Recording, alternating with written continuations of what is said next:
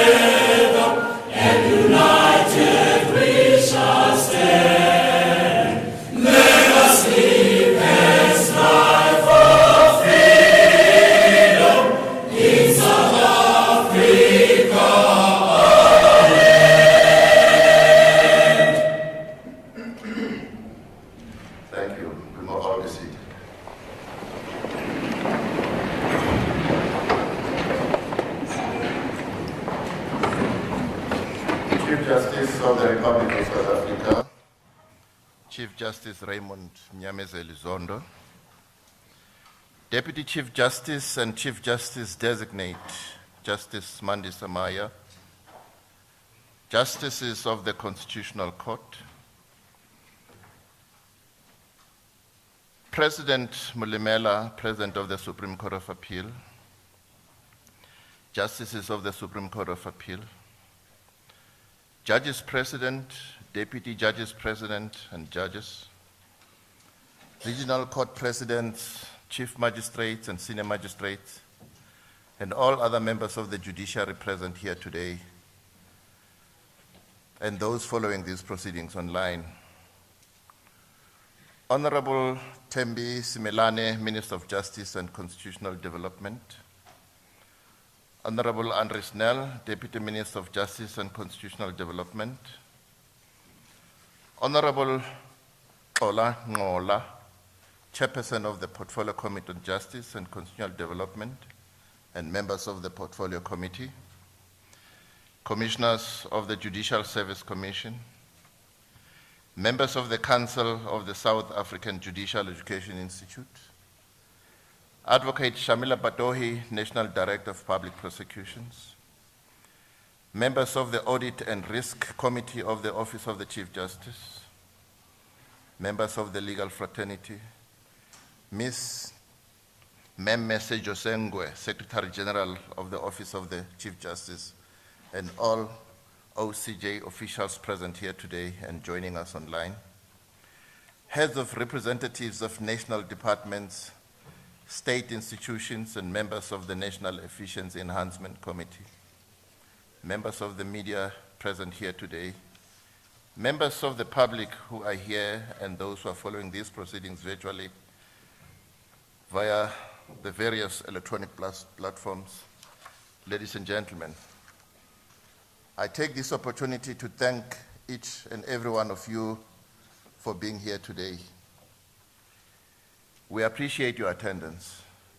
Today is our day as a judiciary led by our Chief Justice to account to South Africans about what we as a judiciary have done in the previous financial year. I am Judge President Dunstan Mlambo from the Gauteng Division of the High Court, and I will be your program director today. I once more want to welcome you to our annual Judiciary Day. Our program is not elaborate. When I take my seat, I would like to invite Honorable Deputy Chief Justice of the Republic of South Africa, and I emphasize Chief Justice Designate, my sister, Madam Justice Mandisa Muriel Lindelwa Maya, to take the podium to welcome all of us to this August event. I'm not going to stand up and going to request that when our Chief Justice Designate has finished her address, that we will receive an address from the Deputy President of the Supreme Court of Appeal, my brother, Justice D.H. Zondi, who will provide more detail on the purpose of Judiciary Day and the presentation of the Annual Judiciary Report. Following his report, I will request that the Chief Justice then deliver his keynote address and officially present the Annual Judiciary Day report for the 2022-2023 financial year. Without any waste of time, may I therefore invite our Chief Justice Designate, Justice Maya, to take the podium.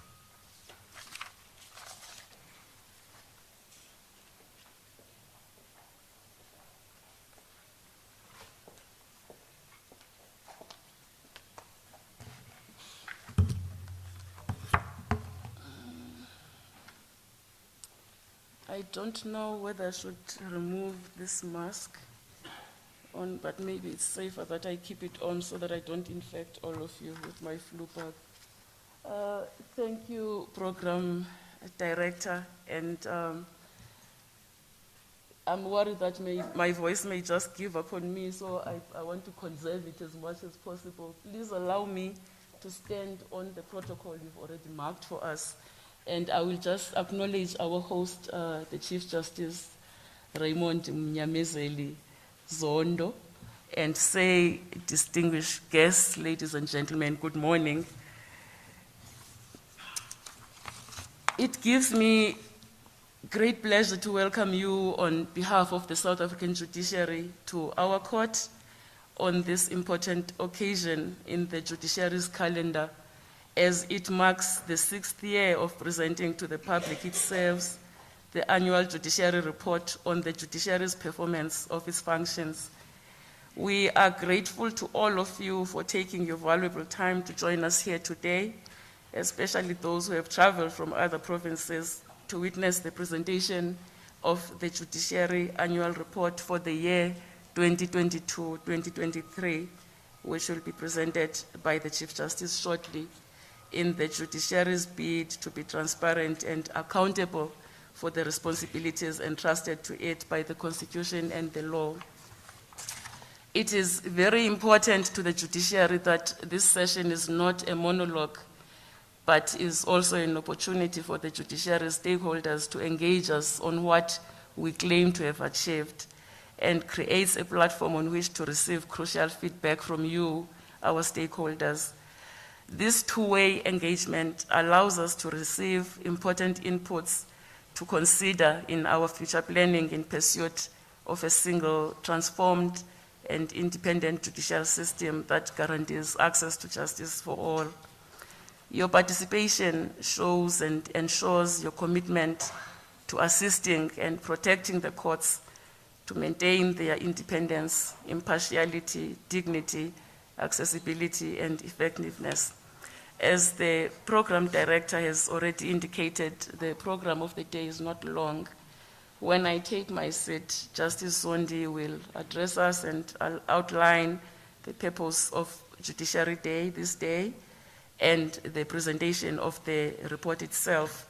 Thereafter, Chief Justice Zondo will give the keynote address and officially present the Annual Judiciary Report.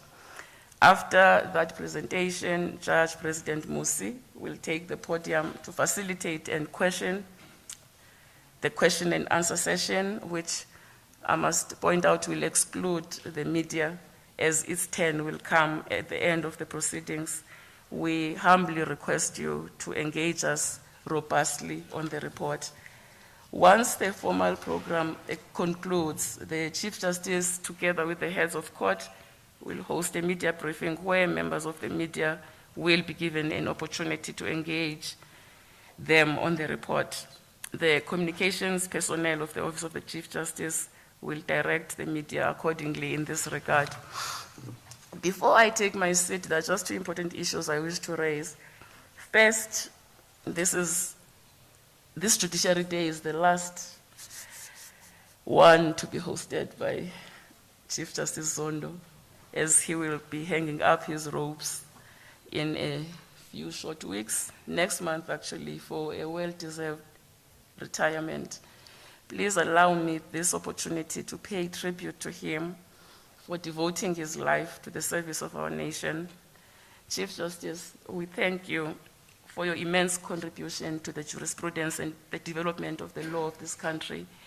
Your astute leadership throughout your tenure as the head of the judiciary, and for never hesitating to roll up your sleeves and getting your hands dirty when necessary in service to our beautiful country. But I will stop here for now, as there will be a proper occasion to bid you farewell. I don't want to start crying. Secondly, I wish to convey my deep gratitude to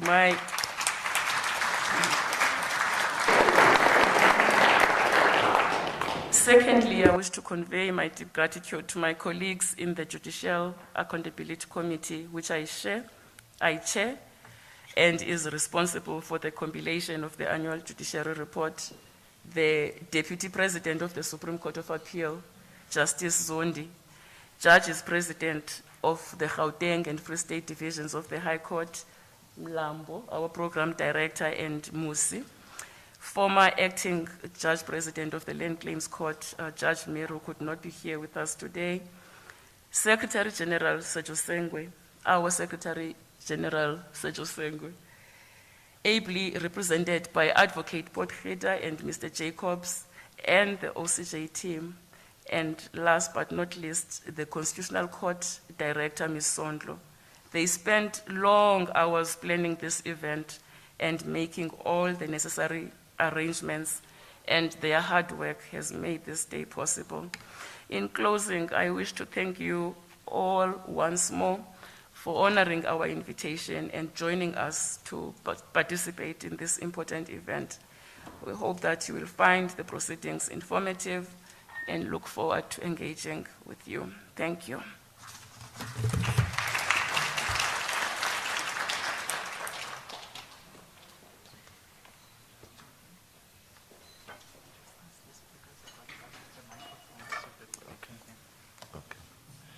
Deputy President of the SCA, Justice Zondi.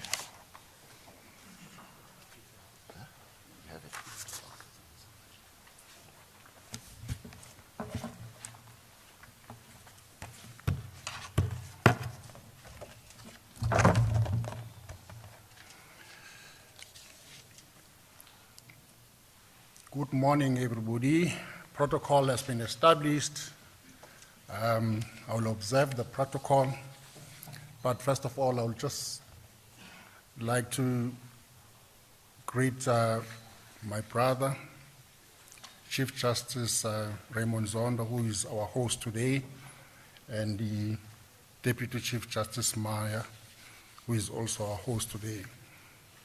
My function here today is just to give you the background as to the purpose of this gathering. Today, well, before I do that, my name, as the program director has indicated, my name is Dumisani Zondi from Supreme Court of Appeal. Thank you, program director.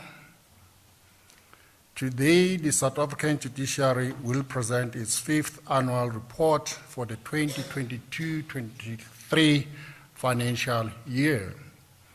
We hosted our first Judiciary Day in November 2018 to present our performance report for the 2017-2018 financial year.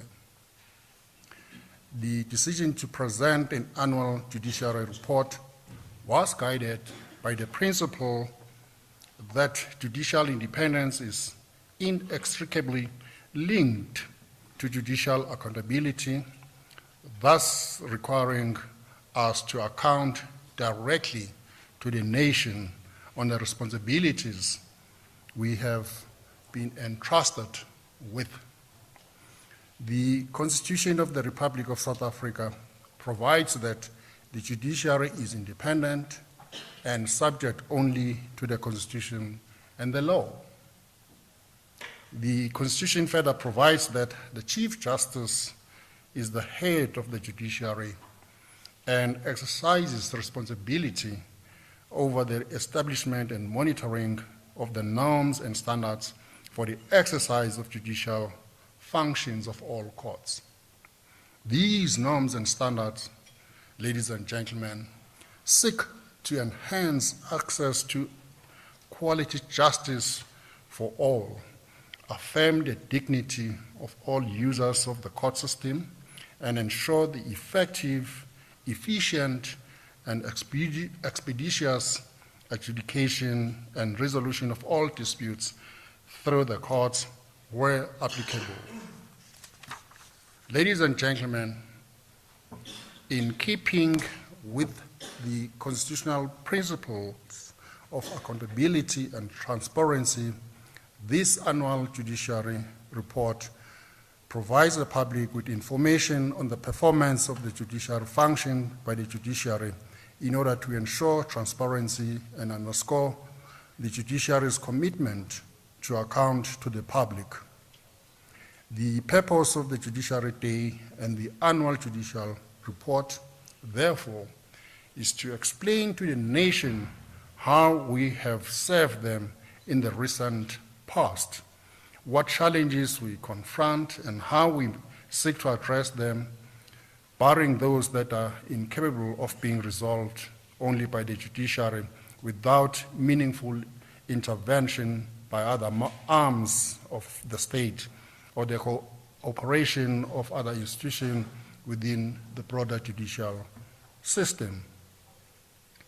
The annual judicial report that the Honorable Chief Justice Zondo will present today provides an overview of the performance of the courts. Distinguished guests, I take this opportunity to remind our stakeholders present today that this is an interactive session. I wish to express, on behalf of the judiciary, our most sincere wish that the engagements from the interactive session to be facilitated by Judge President C.M. Musi will positively contribute to enhancing the independence, impartiality, dignity, accessibility, and effectiveness of the courts. In conclusion, ladies and gentlemen, the hosting of the Judiciary Day accentuates the judiciary's commitment to maintaining the public's trust and confidence. That commitment is foundational in a democratic system based on a separation of powers among co-equal arms of state.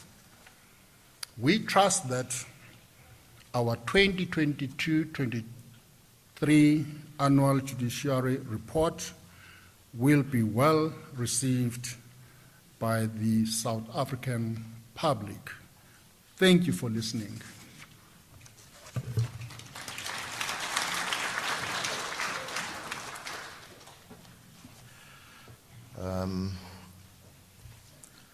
I just want to correct one small issue that I should have dealt with. When I invited the Deputy Chief Justice, I should also have referred to her as Bungane Mahadebe. And when I invited Deputy President Zondi, I should have said Nondaba. I now take the opportunity to invite the Chief Justice of the Republic of South Africa, Raymond Mnyamezeli Mlungisi Zondo Sohlaza. Thank you.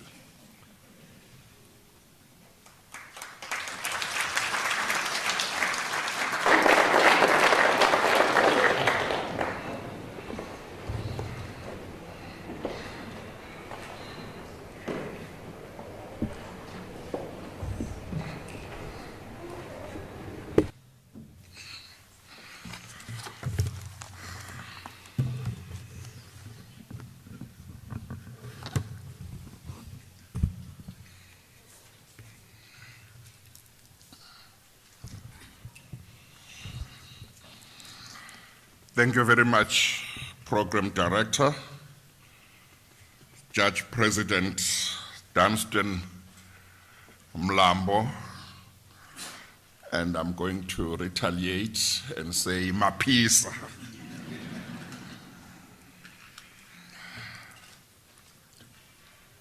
Before I begin,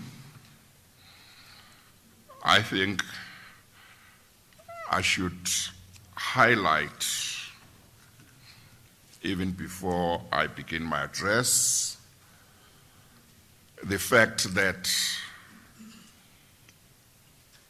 we have a new Minister of Justice and Constitutional Development after the elections, Minister Simelane, and we have a new Deputy Minister of Justice and Constitutional Development, Deputy Minister Andries Nel.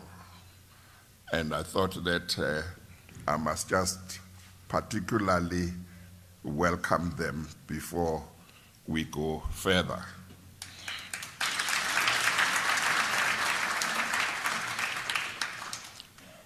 But I thought also, before I go further, I must take this opportunity to congratulate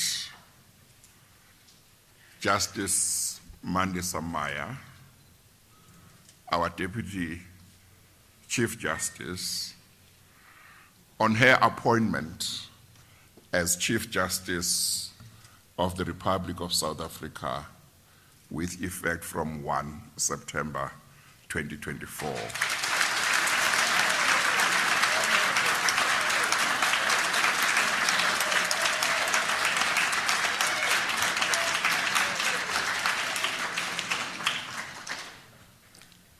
I think all of us know how historic this appointment is.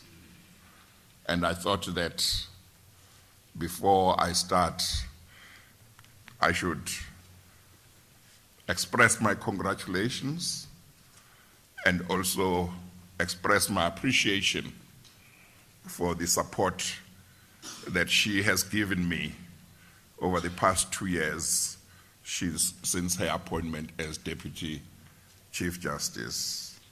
And of course, now she is Chief Justice Designate.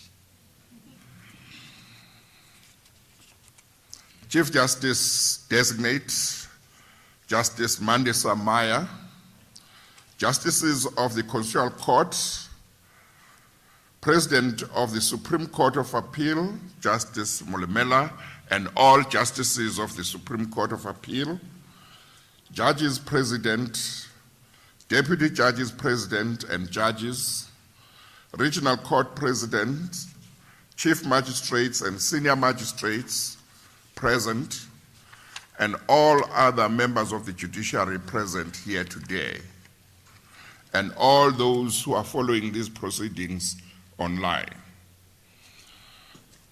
Honorable Minister of Justice and Constitutional Development, Minister Simelane, Honorable Deputy Minister of Justice and Constitutional Development, Deputy Minister Andries Nel, Honorable Xola Nqola, Chairperson of the Portfolio Committee on Justice and Constitutional Development, and other members of the Portfolio Committee who are with us today. Commissioners of the Judicial Service Commission present, members of the Council of the South African Judicial Education Institute present, Advocate Shamila Batoi, National Director of Public Prosecutions, members of the Audit and Risk Committee, members of the Legal Fraternity, Ms. Sejosengwe, Secretary General of the Office of the Chief Justice, and all OCGO officials present here today and joining us online, heads and representatives of the national departments, state institutions, and members of the National Efficiency Enhancement Committee, members of the media present here, members of the public who are following these proceedings virtually, ladies and gentlemen,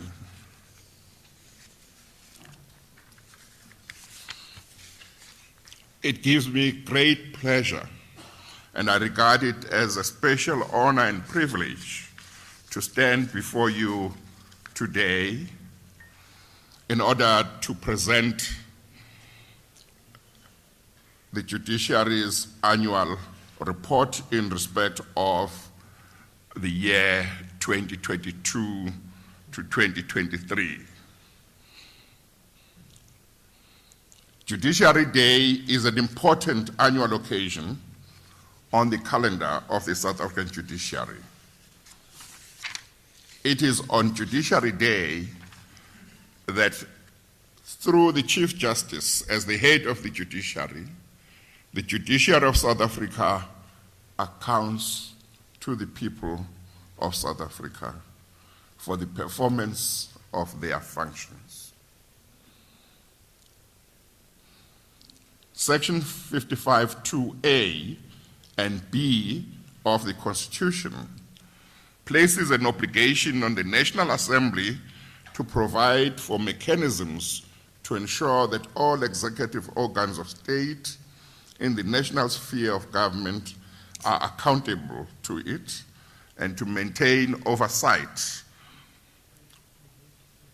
of the exercise of national executive authority, including the implementation of legislation, and also to maintain oversight of any organ of state. Section 92 of the Constitution deals with the accountability and responsiveness of the President and his or her ministers for the exercise of executive functions entrusted to them. Section 92(2) provides that members of the Cabinet, which includes the President but excludes deputy ministers, are accountable collectively and individually to Parliament for the exercise of their power and the performance of their functions. Section 92(3) requires members of the Cabinet to act in accordance with the Constitution and to provide Parliament with full and regular reports concerning matters under their control. Section 93(2) ensures that deputy ministers are also accountable to Parliament for the exercise of their power and the performance of their functions. There are no similar provisions in the Constitution in respect of the accountability of the judiciary to Parliament or the executive in respect of the performance of the judicial functions of the judiciary. This does not mean that the judiciary does not need to account for the performance of its judicial functions. Indeed, we take Section 1652, read with subsection 6 of the Constitution, as providing the constitutional basis for Judiciary Day and for our annual judiciary reports through which we account to the public of South Africa for the performance of our judicial functions. Section 1652 of the Constitution provides, and I quote, "The courts are independent and subject only to the Constitution and the law, which they must apply impartially and without fear or favor or prejudice."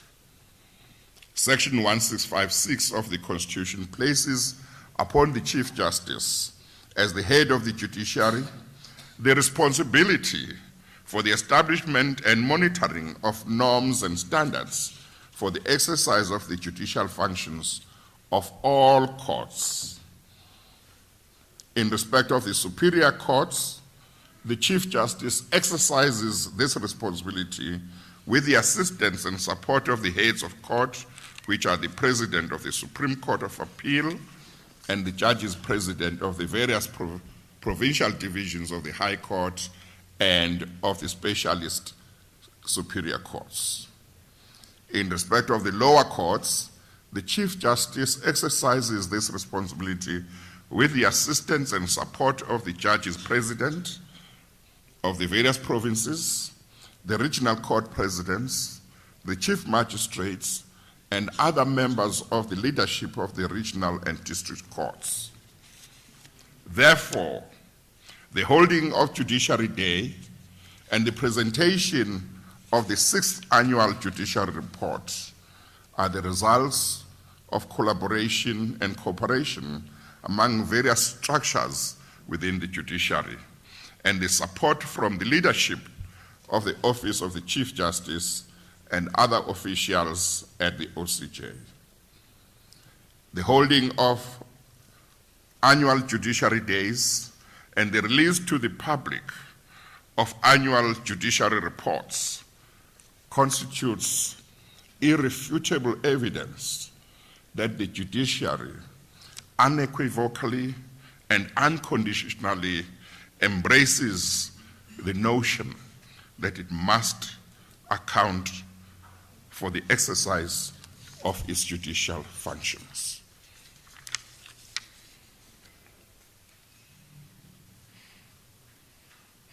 We must account to the public for the performance of our judicial functions.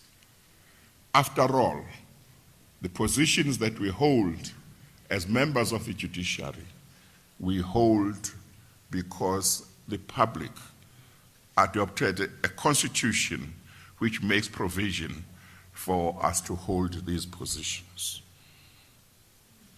Indeed, I want to go further and say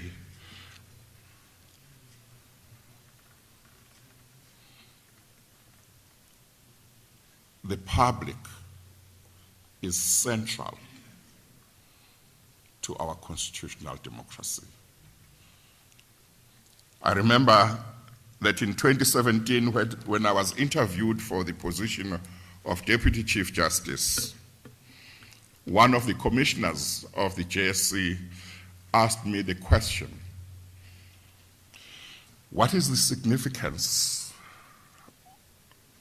of the first three words in our Constitution? You remember the first three words of our Constitution?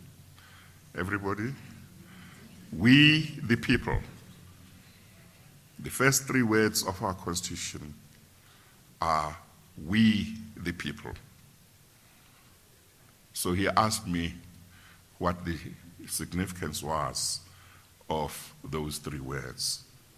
My answer was that those three words at the beginning of our Constitution denote the centrality of our people to the constitutional order that was introduced by this Constitution. If I was asked the same question today, I would give the same answer because it is the correct answer. It goes to the centrality of the people. And yet so often, some of the people who are supposed to serve the people, some of the people who hold positions in our constitutional democracy, who are supposed to put the people first in whatever they do not do so. They only remember selectively that the people are central to our constitutional democracy. What is the scope of the performance of judicial functions covered by the Annual Judiciary Report? The scope of the Annual Judiciary Report that I'm presenting today, like its predecessors, covers only the following matters within the judiciary's performance of its judicial functions. A, matters finalized by each superior court, assessed against the target fixed in relation to each superior court. B, delivery of reserve judgments against targets set for delivery of reserve judgments. C, the reduction of criminal backlogs. And whereas in the past, or in some of the years, we did not include the lower courts in this year's report, we do have information on the performance of the lower courts, even though it is not adequate. There is still quite some work to be done for us to get to a point where we are able to report properly, accurately, and adequately on the performance of judicial functions by the lower courts. The first two features of the scope of the report apply to all courts, whereas the last one applies to criminal courts at high court level as well as in the magistrate's court. I will deal later with other features of the assessment of the judiciary's performance of its judicial functions, which do not fall within the scope of the Annual Judicial Report, but which are nevertheless important For now, it is appropriate to share with you some of the important information in the report concerning the judiciary's performance of its judicial functions. Court performance. The 6th Annual Judiciary Report provides an overall picture on how the superior courts and the lower courts have performed their judicial functions during the period under review. The Annual Judiciary Performance Plan indicators for the judiciary as reflected in the Annual Judiciary Report 2021-2022 remain relevant for this reporting period. The AJPP, namely Annual Judiciary Performance Plan, defines and identifies performance indicators and targets for the various courts. The performance indicators and targets are measures that allow for the monitoring of performance on one or more aspects of the overall functions and mandate of the judiciary. Performance of the superior courts. For the period under review, 11 or 13 performance targets were fixed by the judiciary to be achieved. Of these 13 targets that were fixed by the judiciary for their performance, 11 have been achieved. This represents an 85% achievement. Only 2 performance targets were not achieved. Those relate to the percentage of finalized constitutional court cases, which was 55%, in circumstances where the target that had been fixed for this period, as had been the case for the previous years, was 70%.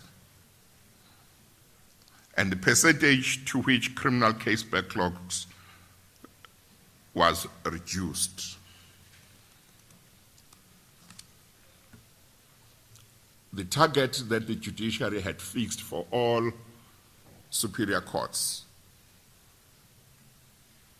in respect of target was that backlogs should be reduced to at least 30%.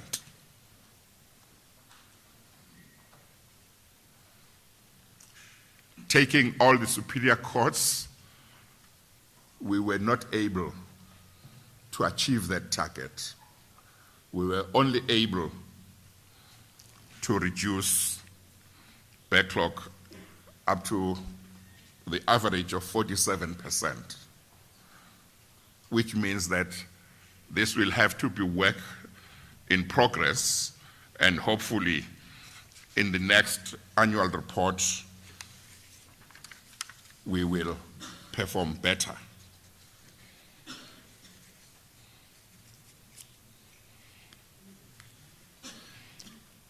We are frank with you, the people of South Africa. We tell you where we have not performed the way we should have. We tell you where we have performed well. We think you are entitled to know because you pay our salaries. We do not think you should not know how we perform our duties. And we will not hide our performance from you.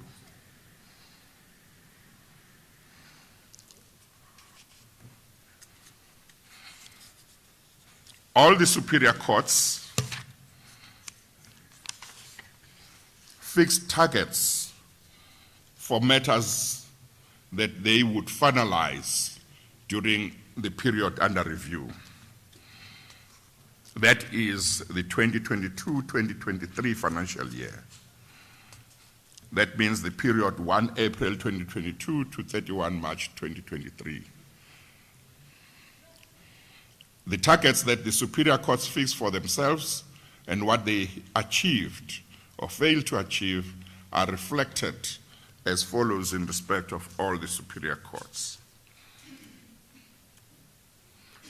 The Constitutional Court had fixed 70%, but it only achieved 55%. The Supreme Court of Appeal had fixed in respect of appeals 80%, and it achieved 85%. In respect of applications, the Supreme Court of Appeal had fixed 80%, and it achieved 91%. The Labor Appeal Court, in respect of appeals, had fixed 80%, and it achieved 96%. In respect of applications or petitions for leave to appeal, the Labor Appeal Court had fixed 90%, but it achieved 100%.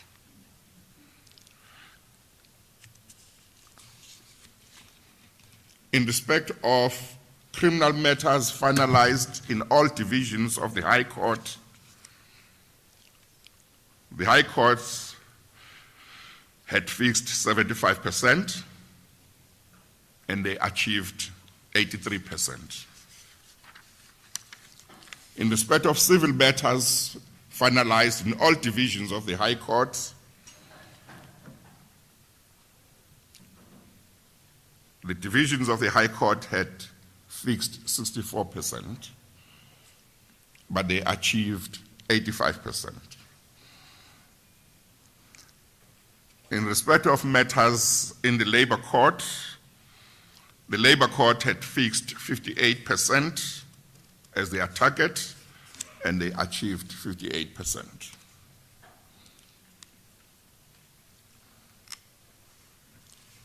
In respect of matters in the Electoral Court had fixed 90% as their target.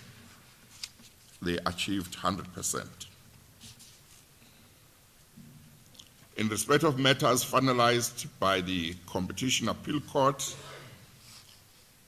that court had fixed 85%, but it achieved 88%.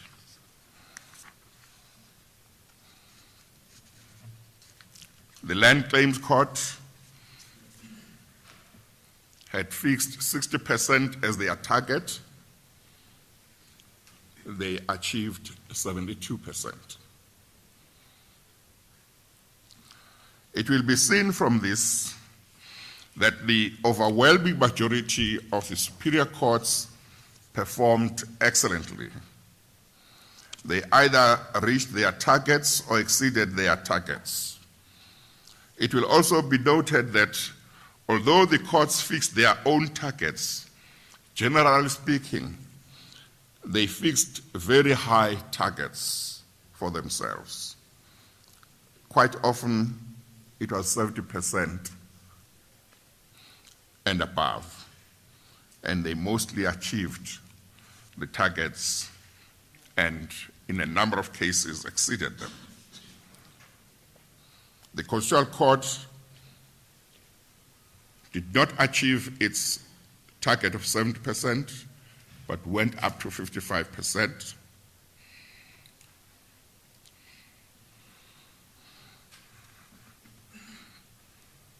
Previously, it had done better than 55%. And this issue is being investigated to establish exactly why there was such a big drop. But 55% is, of course, not a failure. It's simply not as good a pass as one would have liked. And of course, in the judiciary, a pass is 50 and above, and not 30%.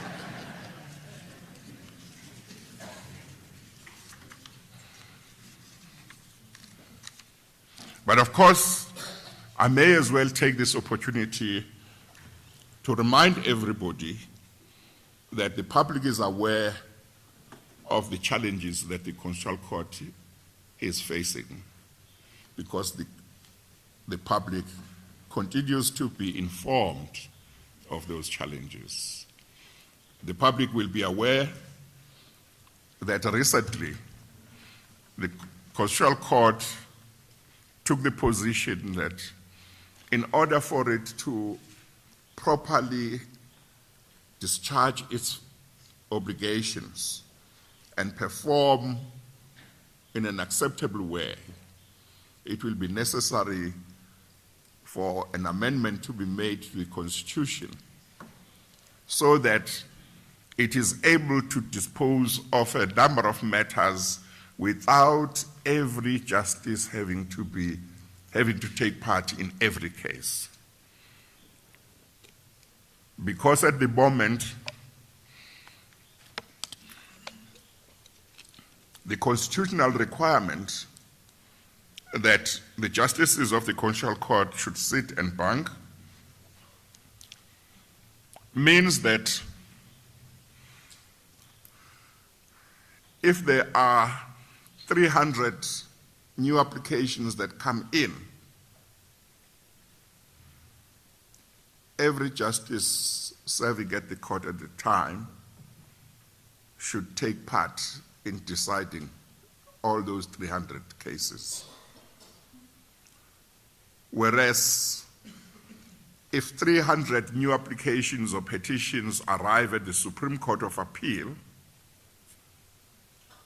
because the Supreme Court of Appeal does not have the constitutional requirement that they must sit and bank, they are able to sit and dispose of those 300 new applications through panels of 2, which means that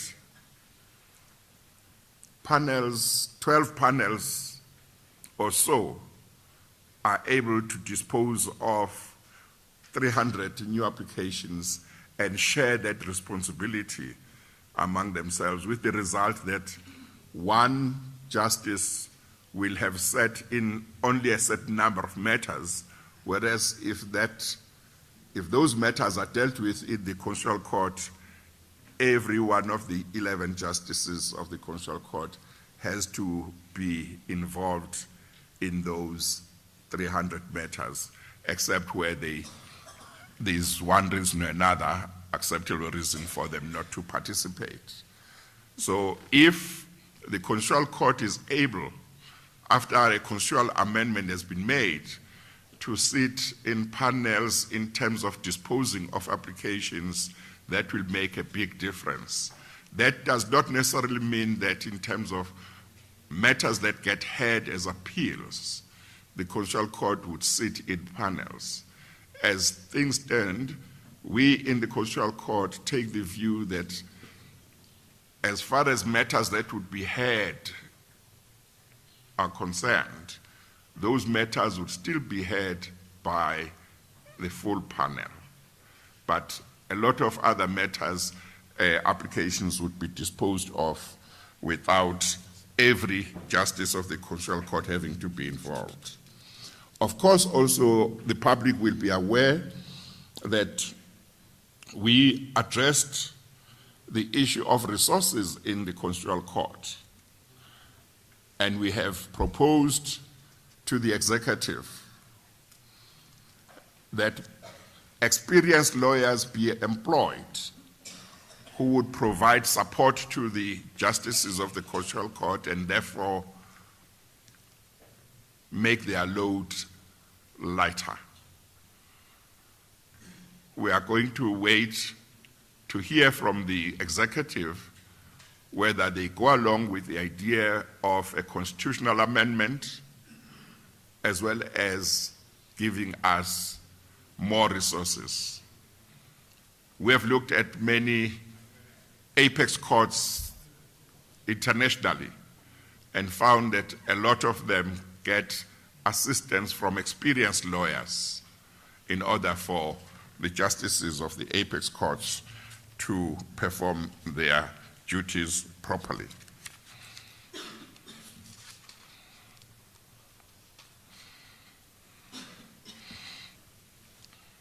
It will also have been seen above that there must be a lot of room for improvement in the performance of the labor court.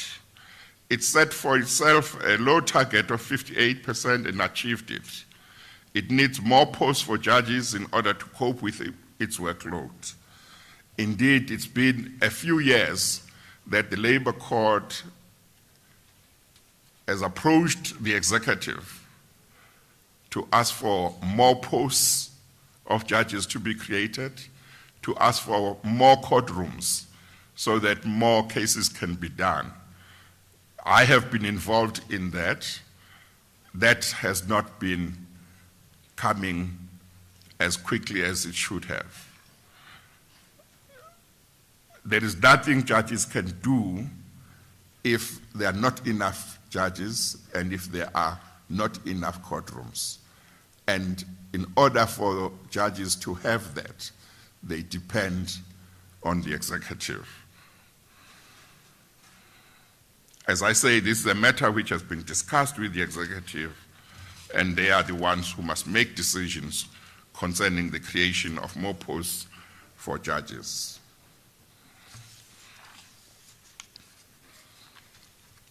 A reduction of criminal case backlogs. With regard to the reduction of criminal case backlogs, the various divisions of the High Court had fixed 30% as their target, to which they would reduce the backlog. However, collectively, they have failed to achieve this target and managed to only reduce the criminal case backlog to 47%.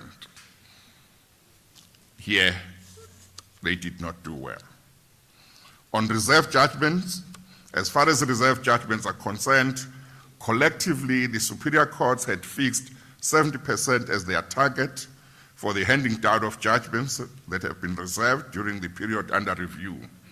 They succeeded in handing down 72% of the judgments reserved during the period under review, thus doing very well and exceeding their target by 2%.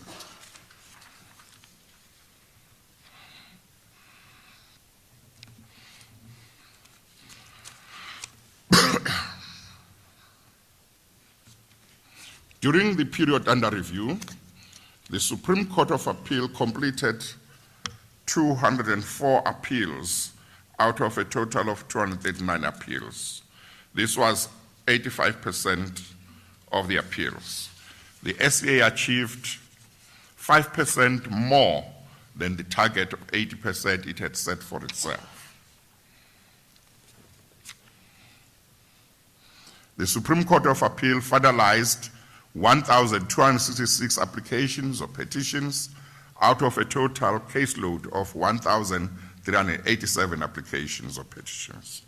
This was a 91% achievement. This means that the SCA exceeded its set target of 80% by 11%. Compared to the previous year, the SCA managed to exceed the set target of 80% during both reporting periods by finalizing 1,266 applications and petitions, respectively. Specialized courts overview. During the period under review, the Labor Appeal Court finalized 24 appeals out of a total caseload of 25 appeals. This is an achievement of 96%. The LAC exceeded the annual target of 80% by 16%. The Labor Appeal Court also completed 126 petitions out of a total caseload of 126 petitions. This was 100% performance. This means that it exceeded its target of 90% by 10%. The Labor Court completed 2,034 matters out of a total of 3,512. This represents a 58% achievement. This means that it achieved the set annual target of 58%. It also represents a decline of 18% to its performance recorded for the previous reporting period. This period under review, 18% less labor court matters were received, whilst 21% less matters were finalized. The labor court sits mainly in 4 locations: Durban, Gqeberha, Cape Town, and Johannesburg. The caseload decreased in 3 centers, save for Durban, which increased by 7%. Matters finalized in the various labor court centers have decreased, particularly by 34% in Cape Town, 30% in Gqeberha, and 31% in Johannesburg. The Land Claims Court completed 144 matters out of a total of 199 matters. This represents a 72% target performance. This is an overachievement of 12% against the set annual target of 60% and an impressive improvement from the previous financial year. The Electoral Court only had 11 matters and it finalized all 11 of them. This represents 100% performance, which is an overachievement of 10% against the set annual target of 90%. The Competition Appeal Court finalized 15 matters out of a total of 17 matters. This represents 88% achievement. It represents an overachievement of 3% against the set annual target of 85%. The percentage of criminal case backlogs. The judiciary is committed to the reduction and ultimately elimination of backlogs in the various courts. The percentage to which criminal case backlogs reduced refers to the percentage to which it was intended to reduce the case backlogs during the period under review, and the percentage to which the case backlog was actually reduced. The annual target for all superior courts is set on 30% and mainly aims to ensure the finalization of criminal matters within 12 months from the date of the accused's first appearance in the High Court. At the end of the period under review, the total number of outstanding criminal matters in the various divisions of the High Court was 970, whereas the total number of backlog cases was 460, which represented a backlog of 47%. The performance during the reporting period, therefore, is an underachievement of 17% against the set target of 30%. Compared to the previous reporting period, the number of outstanding criminal trials increased to 19% compared to the 870 outstanding trials and 28% in the criminal case backlogs compared to the 353 reported criminal case backlog. The reason for this is ascribed to logistical challenges, mainly due to the continuous load shedding, which has stopped temporarily, which had an adverse impact on the operations of the courts. Compared to the previous reporting period, the number of outstanding criminal cases increased by 19% compared to the 917 outstanding cases and 2% in the number of criminal case backlogs compared to the 453 reported criminal case backlogs. This increase is also ascribed to logistical challenges, mainly due to the continuous load shedding, which had an adverse effect.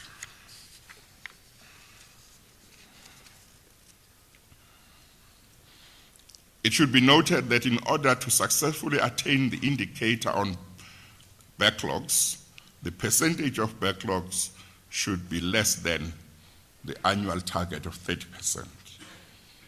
The target was achieved in the Eastern Cape Local Division, in Bisho, Free State Division, Bloemfontein, Gauteng Local Division, Johannesburg, Gauteng Division, Johannesburg, Limpopo Division, Polokwane, and the Limpopo Division of the High Court.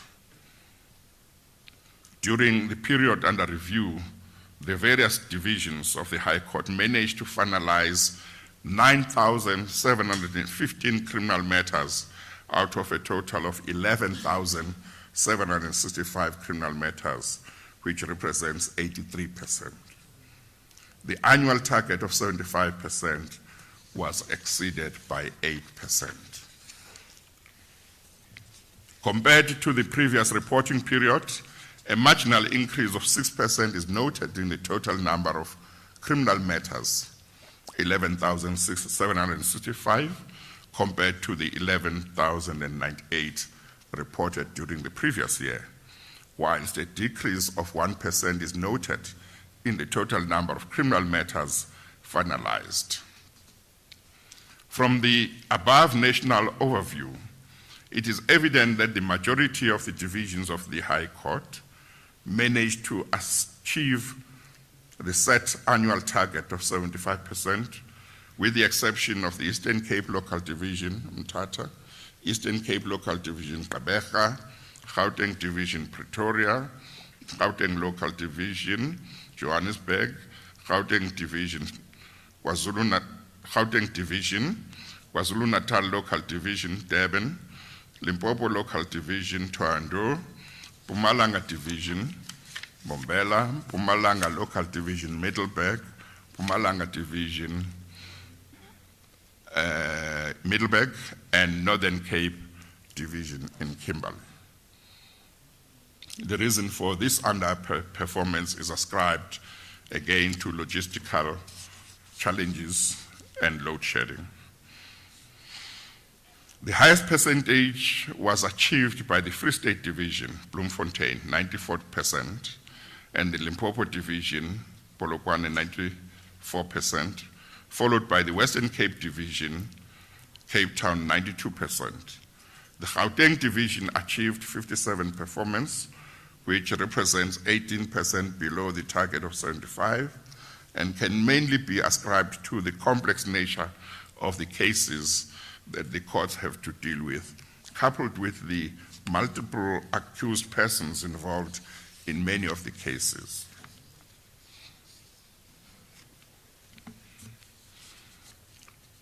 Percentage of civil matters finalized in all divisions of the High Courts. During the period under review, a total of 94,347 civil cases were finalized out of a total of 110,387 cases. This represents an 85% performance against the set annual target of 64%. This means that the target was exceeded by 21%. During the period under review, all divisions of the High Court achieved or exceeded the set annual target of 64%. Compared to the previous reporting period, a decrease of 9%, represented by 9,884 cases. Performance is noted in the total civil matters finalized. High percentages were maintained by all divisions of the High Court, with the Limpopo Local Division, Thohoyandou, achieving the highest percentage of 98%, followed by the Gauteng Local Division, Johannesburg, which achieved 94%. The Mpumalanga Division, Mbombela, 92%, and the Limpopo Division, 90%.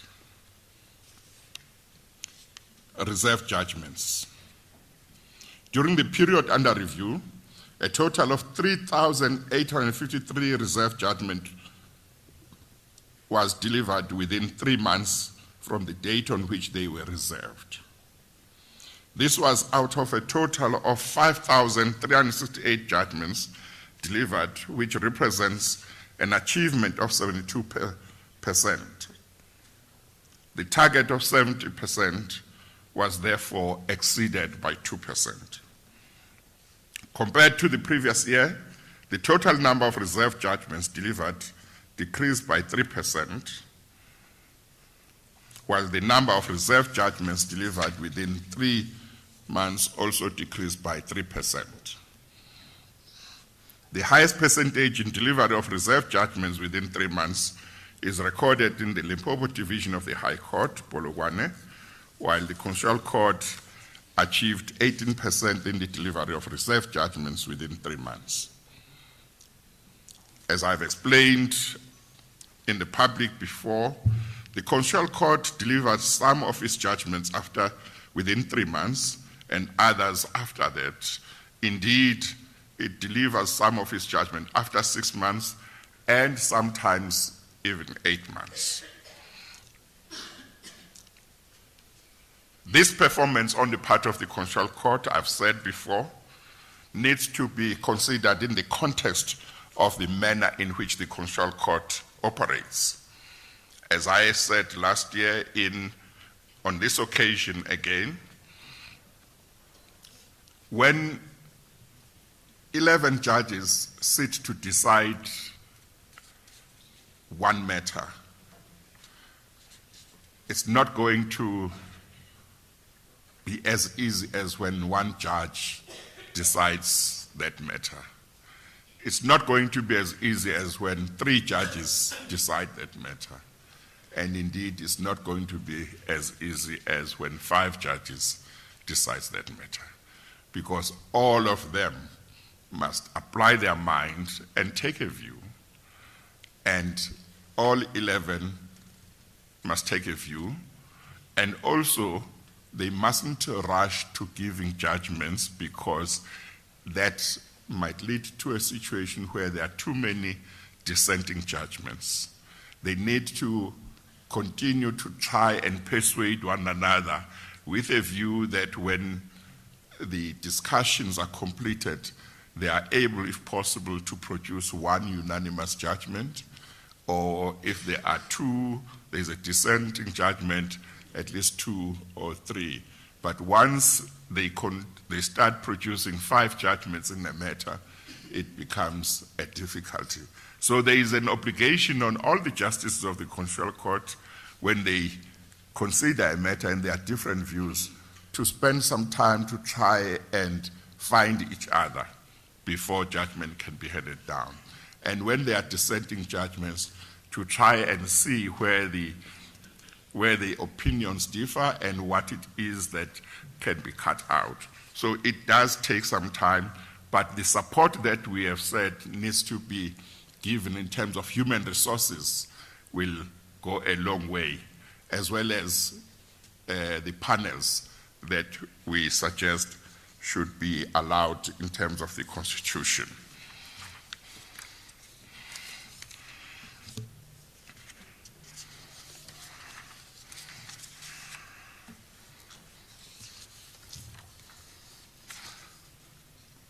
The regional courts, for the period under review, the regional courts utilized a combined total of 64,991 court days, a combined total of 189,164 court hours, a total of 37,280 new cases were registered, a total of 41,149 cases were disposed of by the regional courts. Let me mention that the manner in which the performance of the regional courts and district courts has been done up to now, is different from the manner in which the performance of the superior courts has been done. The district court and regional courts tend to look at the hours that the judicial officers spend in court, whereas in the superior courts, we don't look at that. We look at the outcome. How many cases have been finalized within a certain period? And that is mainly because, as far as the superior court is concerned, we all accept that we do not work from 8 to 5. Judges work all the time. They work in the night, they work over weekends, they don't work from 8 to 5. That does not mean that judicial officers in the regional courts and district courts do not work after hours and over weekends. I have no doubt that many do. But that just emphasizes why it's not necessary to be talking about how many hours we have spent in court. We must look at the outcome and acknowledge that judicial officers are not admin staff who come in at 8 and leave at 4, and then they will see work only the following day. They work beyond normal hours. The performance of the regional court divisions can be summarized as follows. Average court hours, 2 hours 54 minutes. This is below the set norm and standard of 4 hours 30 minutes, but the combined hours for both criminal and civil matters adds up to 4 hours 42 minutes. Average clearance rate, 110%. Though most courts are able to keep up with incoming new cases, this is not the position in all regional courts, which indicates that additional courts are needed to deal with the increase in the workload. Finalized cases per day, 0.29. Cases disposed of per day, 0.63. Cases enrolled per day, 2.46. And cases in the regional courts seem to take much longer to finalize, which may be indicative of the increasing complexity of cases in the regional courts. A comparison between the current financial year and the previous financial year indicates that the court days increased by 2%. New cases decreased by 7% that were disposed of, or cases that were disposed of decreased by 5%, and the court hours increased by 10%. Regional Court Civil Performance Overview. For the period under review, the regional courts utilized a combined total of 13,477 court days and combined total of 27,252 hours, court hours, and 21 minutes. In respect of civil matters, the performance of the regional court divisions can be summarized as follows. Average court hours, 2 hours, 1. This is below the set norm and standard of 4 hours, 30 minutes. It should be noted that many regional courts are doing both criminal and civil cases on a daily or weekly basis, with only a few regional courts doing civil cases only. Finalized civil applications per day, 1.09. Finalized civil trials per day, 3.6. A comparison of the current financial year with the previous financial year indicates that the court days increased by 14%, enrolled cases increased by 13%, finalized cases increased by 12%, and the court hours increased by 13%. Case flow blockages and challenges. A number of factors contribute towards case flow blockages, which entails the unavailability of stakeholders, the unavailability of courtrooms, defective court recording equipment and intermediary systems, load shedding, natural disasters, and bad and adverse weather conditions, among others. As far as reserved judgments and regional courts are concerned, regional courts do not reserve judgments for longer than 3 months. District courts, the collection and collation of the performance information of the magistrates' courts relies on the integrated case management system for the Department of Justice and Constitutional Development.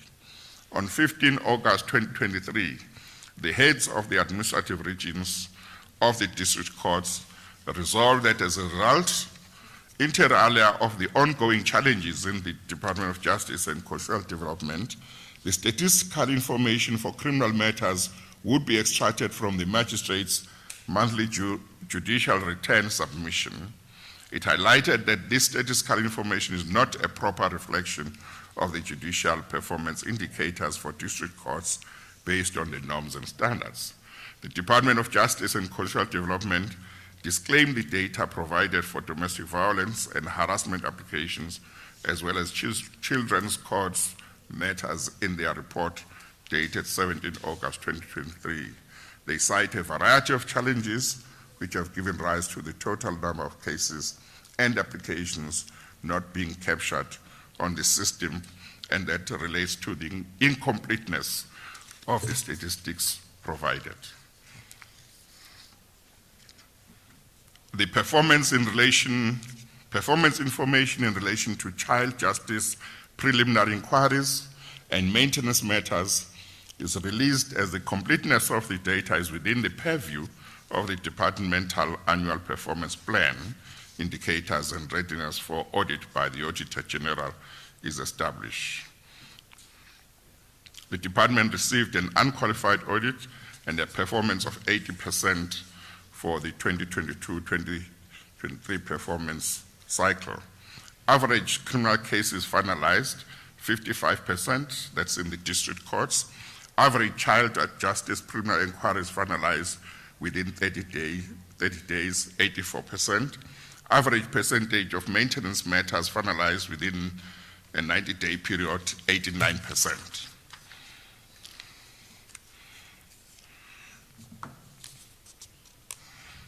The Department of Justice and Cultural Development has committed to rolling out fiber connections to all the courts to ensure stability on the ICT systems, and has indicated that there are plans to improve on a fresh new data capturing tool where the district court judiciary will be consulted. There is an improvement plan commitment to ensure that all statistics from 1 April 2023 to the current dates are complete and maintained thereafter through an initiative that will see supervisors and data capturers affect the days capturing before the end of each day.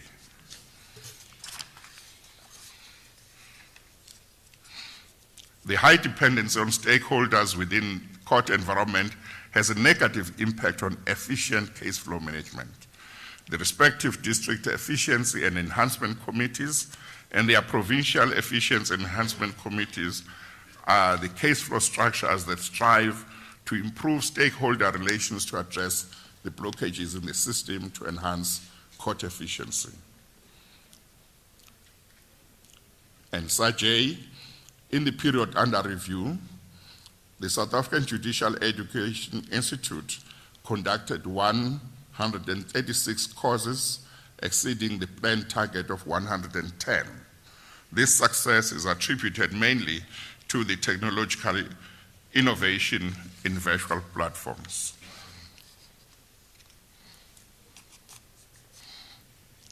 SAJ is the statutory institution that is mandated to provide training to those who are not yet judges or magistrates, but who aspire to be appointed as judges and magistrates in the near future, as well as the institute that provides ongoing judicial education to serving judges and magistrates.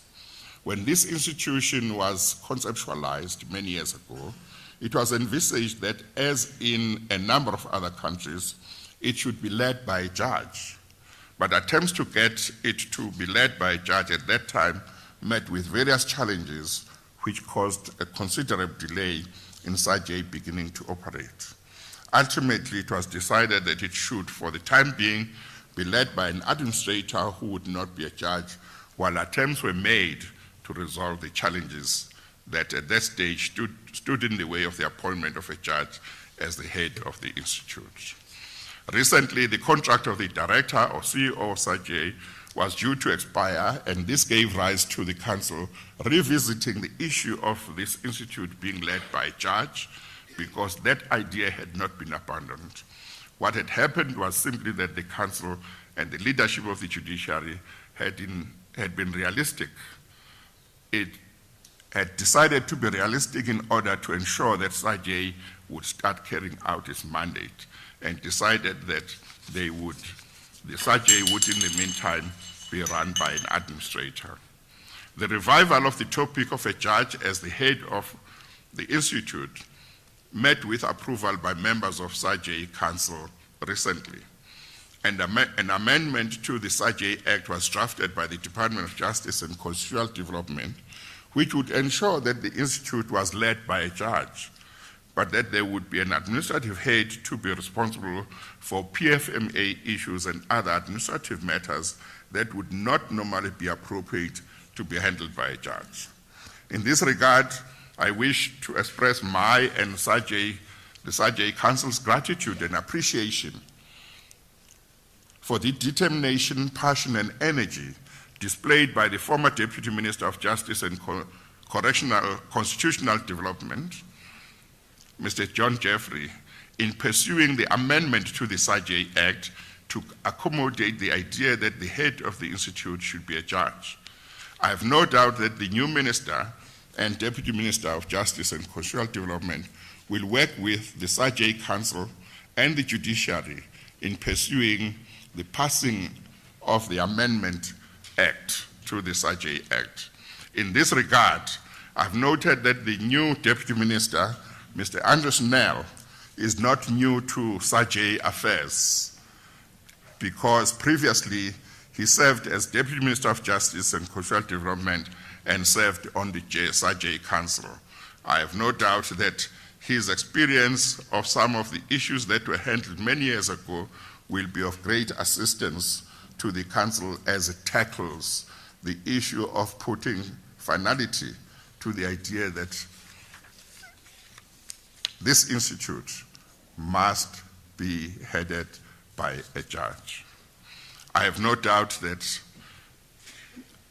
before the end of this year, or I hope at least, the amendment will be effected, will be passed. At this stage then, distinguished guests, I wish to simply say with regard to SAJA that the director who has served SAJA for about 10 years will soon be leaving. She has agreed to stay on while we look for another director, and this is the right time for me to say we are grateful to her, Dr. G, for your service over so many years.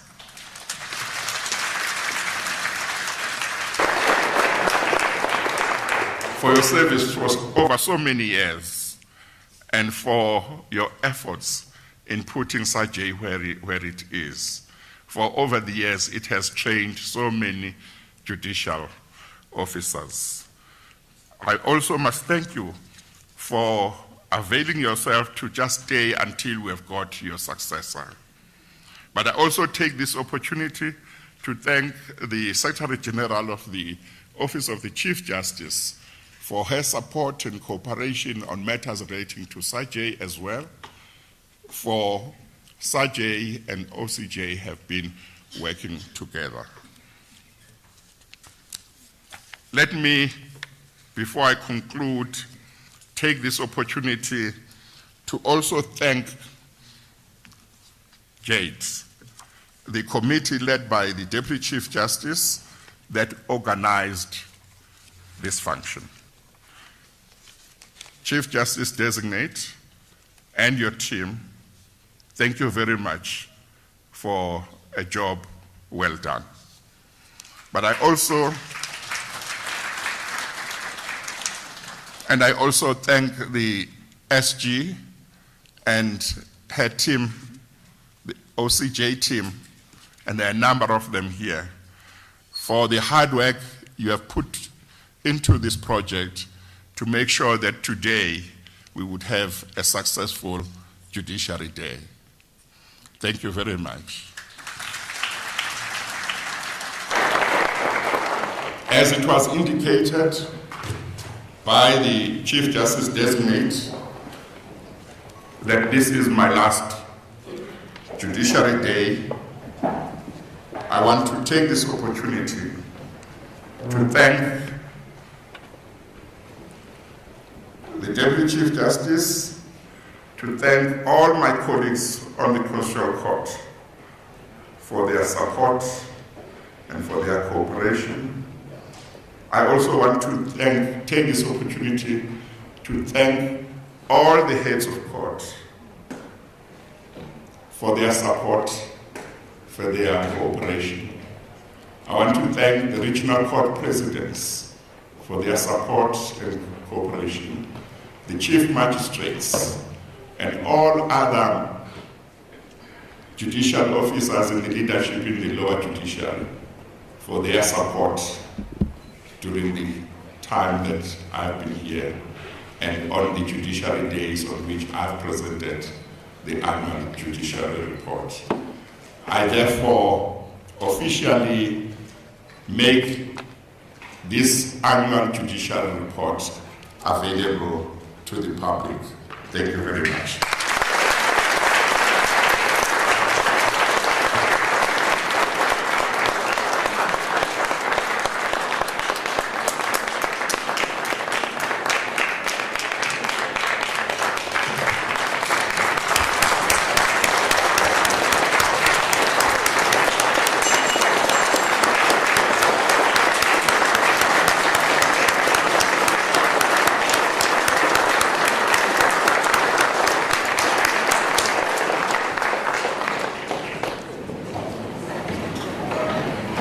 Thank you very much, Chief Justice. Thank you for being so elaborate to ensure that you leave no stone unturned. You know, when I grew up, my grandfather used to tell me that the success of an event is measured by something that happens. I'm fortified that this day is very successful, and all because 2 glasses broke down. That to me tells you this is a successful event. I will now invite Judge President Musi to take the podium and direct proceedings on the question and answer session that follows now. JP Musi. Thank you, Judge President Mlambo. Distinguished guests, protocol has already been observed. In the interest of time, I will stand by that protocol. Good morning. I am Kegni Musi. I am the Judge President of the Free State Division of the High Court. As already indicated, this is the time for question and answer session. It's now your time to calibrate the report that has been presented and gauge the depth thereof. The Chief Justice has, in his presentation, already anticipated a lot of questions and already answered some, but do not be put off by that. Just in terms of ground rules, there will be roving mics. When you request a mic and you are given the mic, please introduce yourself. Avoid long preambles before you ask the question. Preferably 1 question per person. We will have tranches of questions. I think it would be manageable if we have 3 questions at a time. The floor is now open for questions. Thank you.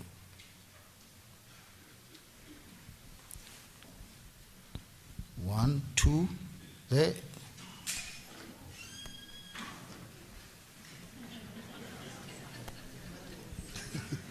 Shame. Thank you. Thank you very much, Judge President. My name is Bonelo Nomvalo. I'm a member of Parliament. I come from the Portfolio Committee of Justice and Constitutional Development. I just prepared a couple of questions to the Chief Justice. The first question that I would like to ask is in relation to Section 174 of the Constitution. Insofar as Section 152, which you have spoken about, is concerned. Section 152 talks about the independence of the judiciary. Now, Section 174, in terms of the appointment of judges, says or gives powers to the president, who is the head of the executive, to appoint judges. Now, the question that I would like to ask is, does that not open a can of worms in terms of the erosion of the judiciary, of the independence of the judiciary? That is, does it not invite insofar as the separation of powers is concerned? Does it not invite encroachment of the executive to the judiciary? And then the second question that I would like to ask is that, as you bow out, Chief Justice, how do you deal with a narrative, with a widespread narrative that says you have been a captured judge, you've been a judge of politicians, and that was mostly triggered by the manner in which you handled the Zuma, the former president, the Zuma matter, which emanated from the state capture and ultimately landed here in the Constitutional Court. One would have a view that to deal with perceptions, you were supposed to recuse yourself from the onset when the application was made, that you were conflicted in the commission. And what made things worse is that the matter was taken directly to the Constitutional Court. I believe that the High Court had jurisdiction to deal with the matter. To avoid wrong perceptions on the judiciary, I think the matter could have been handled in a better way, but the manner in which the matter was handled created a perception that the judiciary is highly conflicted and to a greater extent can be used by politicians to settle political scores. And then the last question that I would like to ask relates to the decentralization of the High Court divisions. Do you think that you've done enough in terms of decentralizing the local divisions, the High Court local divisions, with a view of enhancing access to justice? I'll talk about in my province, for instance, which is very vast geographically, KZN. For a person of Nongoma to access the High Court, he will have to travel for about 400 kilometers. And bear in mind that we have a problem of small legal firms which are not financially capacitated enough, which cannot bear the disbursements in order for them to access those courts to represent their clients. And in my view, Chief Justice, I think that if we're serious about enhancing access to justice, the High Court, especially the local divisions, must be decentralized to districts. Each and every district must have a High Court local divisions. I mean, they've already started doing that in my province. I come from Zimkulu, in a small town called Zimkulu. I think we come from the same area, Chief Justice. Next to our town, there is a town called Gokstead. I think the building of a new High Court local division was in progress. I don't know how far are they with progress. So I'm saying, I think we can do much better in terms of decentralizing the High Court to districts to ensure that there is universal access to the justice system of South Africa. Thank you. Thank you, Mr. Nomvalo. Thank you very much, Jay. It's Cameron Dugmore, also a member of the National Assembly and serving on the Justice Portfolio Committee. I firstly want to thank the Chief Justice and the Judiciary for this report. I think it reflects, despite challenges, a huge amount of work and visible improvements that are there. And in particular, I think it would be correct for me to also not only acknowledge the role of the Chief Justice in general, but in particular the way he led the Zondo Commission and the fact that it made South Africa look at itself very directly and ask some important questions about what has gone wrong in our society and what we need to do. So I want to express that appreciation and also wish the designate Chief Justice all the best. But I've just got two quick questions. The one is, I think all of us share a concern that it was indicated to us that for the second year, there are no statistics in regard to the courts at a lower level. and there's been a reference to load shedding IT systems. And I would like not just to ask the Chief Justice, but any of the magistrates sitting here, if we want to make sure that the next time we come here and this report is presented, what needs to be done to actually make sure and what assistance is needed, that information about what's going on at the lower courts in terms of targets, backlogs, all other issues is actually there. So I would like anyone to answer that question or to make some proposals. And then the last issue, just a question about language. I didn't notice anything or hear anything in the report. Obviously, we will read the full report, but I just wanted to get a sense as to, in terms of access to justice, how the issue of translation in our courts is working, any concerns, any problems, and what may be, might be some of the solutions to make sure that when someone appears, as a witness, or that they are fully able to follow the proceedings and ensure that justice be done. Thank you. Thank you, Mr. Dagmo. Chief Justice, there are currently 5 questions. I propose that you deal with them if possible.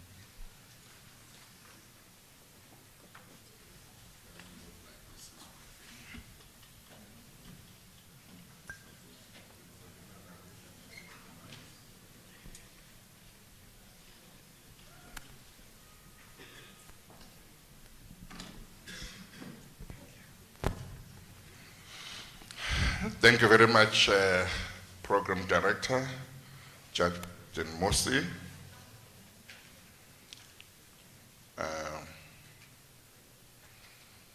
The first question that was asked by the Honorable Member of Parliament, who was the first to ask questions, as I understood it, was whether the fact that the Constitution gives the power to appoint judges to the President doesn't erode the independence of the judiciary. I'm not sure to what extent the question is relevant for today, the performance of the courts. But it may well be that the Member of Parliament thinks that it may affect the performance of the courts. But the short answer is simply that the fact that the appointment of judges is made by the President does not and cannot erode the independence of the judiciary, because the independence of the judiciary that we talk about is the independence of the judiciary that is contemplated by the Constitution. And part of it is that, part of the Constitution is that it is the President who appoints judges. The second question was based on saying I'm a captured judge. Again, I think the question has no relevance to the report we are about today. I accept that, particularly for the work that I did as chairperson of the State Capture Commission, I made many enemies, and that some of them from time to time hurl insults at me, and some of them want to discredit me. But I believe that the majority of South Africans, as Mr. Dagmo indicated, know the truth and appreciate the work that I, together with all those who were involved in the commission, did. So I will not engage in a discussion whether I'm captured or not. The third question from the same Member of Parliament was whether I didn't think that what he called the decentralization of local divisions of the High Court would improve, as I understood his question, access to justice. I don't know what the decentralization of local divisions of the High Court means. I have no idea what the Member of Parliament has in mind. I've never heard that term. It may be that what he has in mind is a situation where there are circuit courts. So you have a division of the High Court, and then judges from time to time from that High Court go to outlying areas to do trials there. If that is what he was talking about, then I understand. And I can say that that is done all the time by the various divisions of the High Court, and the JPs see to it, and certainly it helps in access to justice. But I must also say, Honorable Member of Parliament, that when it comes to access to justice, to a very large extent, some of the things that need to be done in order to enhance access to justice depend on decisions that must be made by Parliament and the executive, and not by the judiciary. And monies that must be spent in order to build courts closer to the people, money that must be spent in order to build more courtrooms, money that must be found in order to create more posts for judges so that more judges would be available to do cases. To a very large extent, those decisions lie outside of the judiciary, which I maintain is wrong. But that is part of what we have been fighting for as the judiciary for many years, namely the institutional independence of the judiciary. We have been saying we want a judiciary-led court administration model for South Africa's judiciary. In 2013, I've said this in public, in 2013, the judiciary made available to the executive a report in which the judiciary set out what it envisaged as the model for the institutional independence of the judiciary and the judiciary-led court administration model. The purpose of giving that to the executive was so that the executive could see what the proposals were and respond and engage with the judiciary. They stayed for 10 years without responding to the judiciary. They responded only about a year or a year and a half ago. It's a delay. We had a meeting with the president on the 13th of December, myself and the president, to discuss this issue.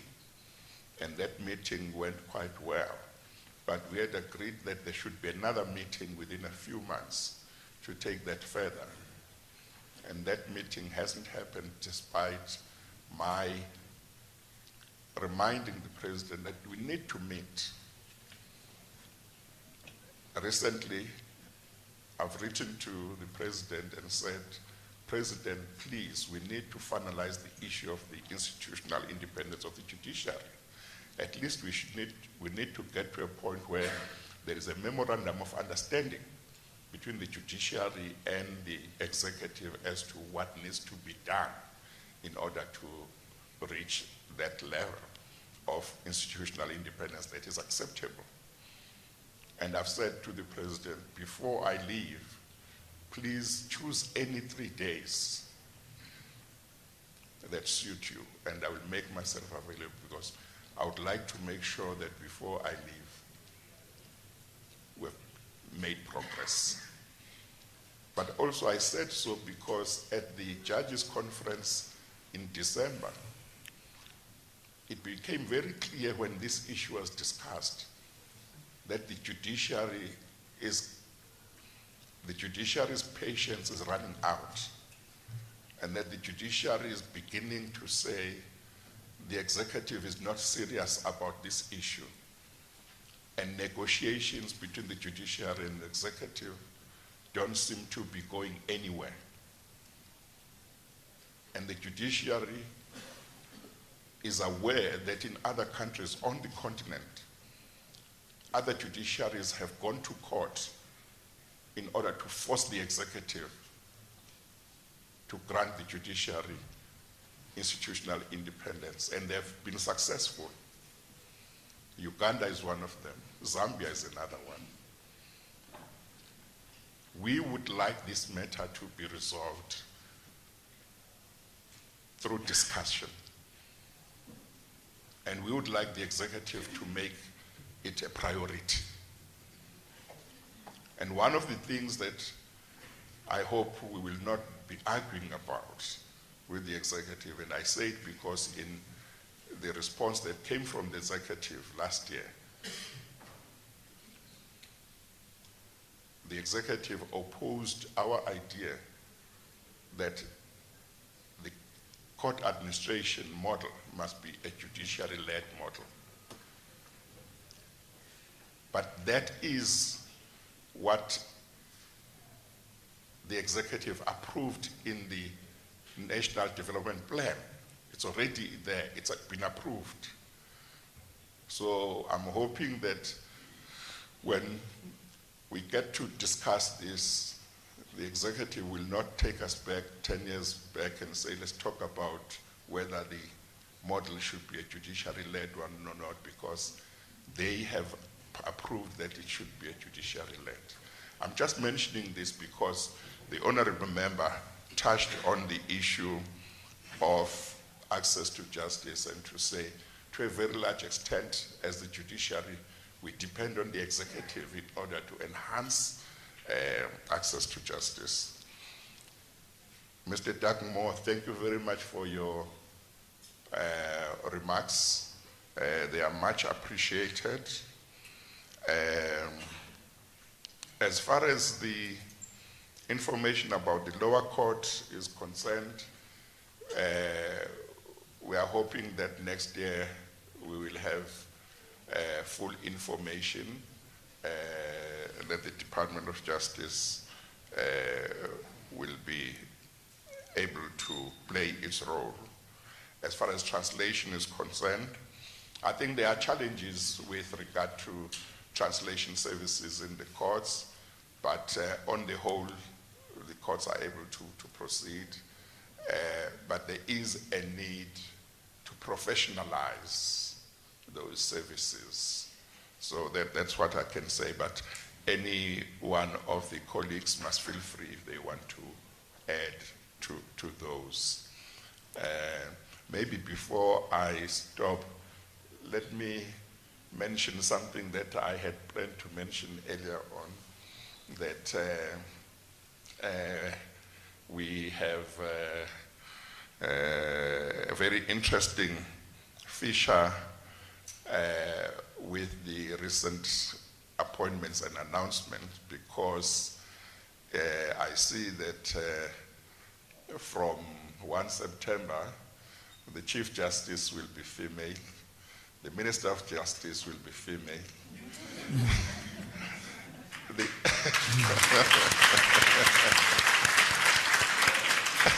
Of course, the head of the NPA is female. And the president of the SCA is also female. Thank you very much. Thank you, Chief Justice.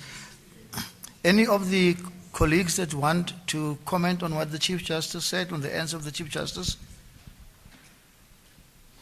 None. Chief Justice, I propose you keep that mic with you there. Any further questions? Thank you, sir.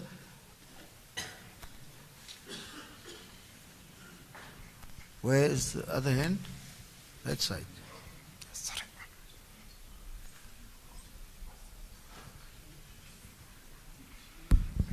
Yeah. Thank you very much, Program Director. My name is Gola Ngola.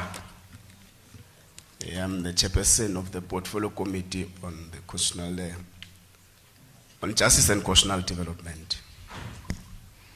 On behalf of the committee and the Parliament, we wish first, Jason, to wish you a rested retirement.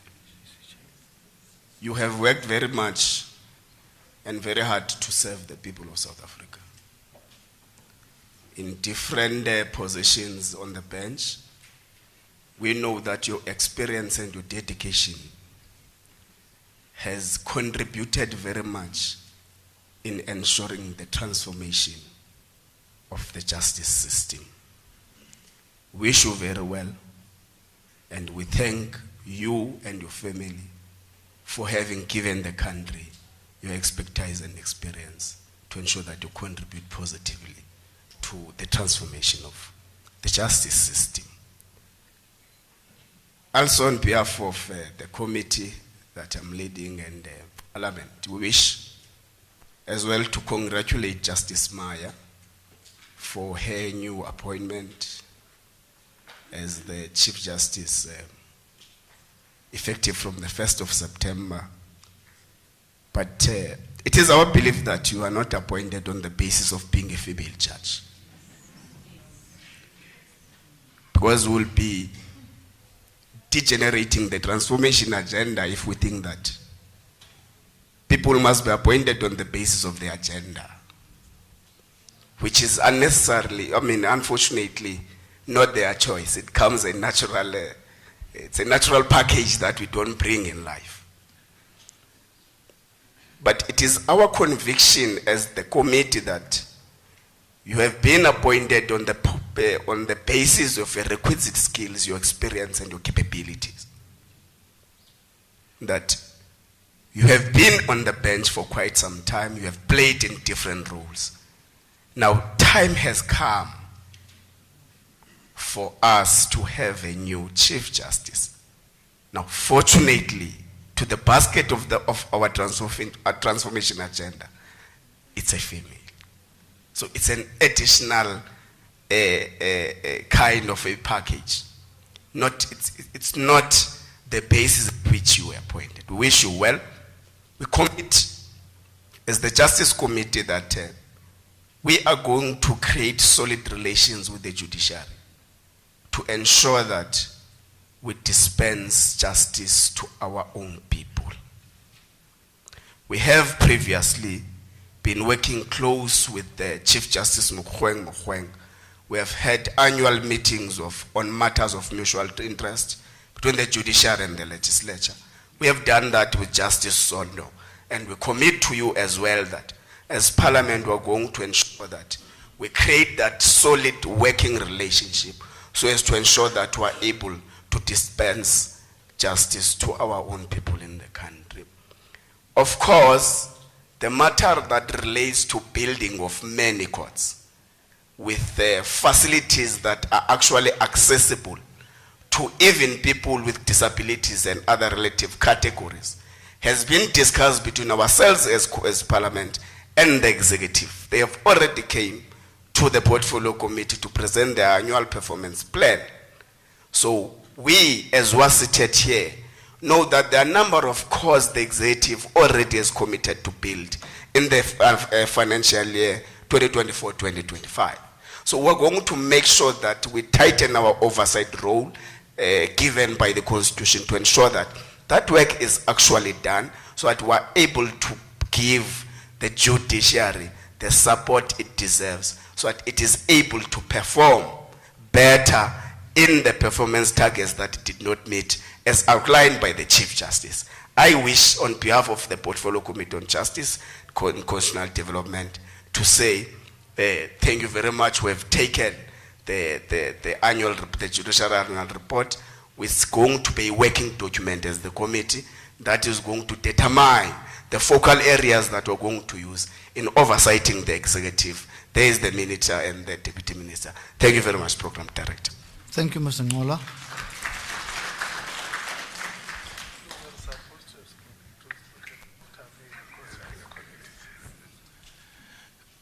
Thank you very much. My name is Molapi Soviet Lakhanyan from the National Assembly. I'm a Parliament JSC designate. Thank you very much, Chief Justice, for the comprehensive report that has been presented here. And I will also want to wish you well in your retirement. But also to say to you that you leave this office with a high moral rectitude. We do not have any doubt about it. And we must also thank the successive layers of the judiciary in this country for standing very firm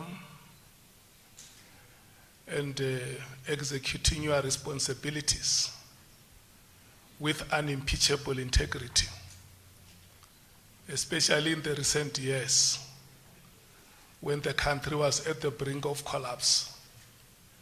You remained our pillar of hope, the hope of ordinary men and women who do not have a voice, who live miserable and vulnerable lives. Thank you so much for that. It has been very outstanding. Chief Justice, I don't know if I'm going to be relevant, whether this question belongs to yourselves or to the minister, but I think it's something that we need to report about, Minister. One is that the non-racial agenda in the country is regressing. And I do not know what is our complexion as the judiciary in terms of advancing the non-racial agenda.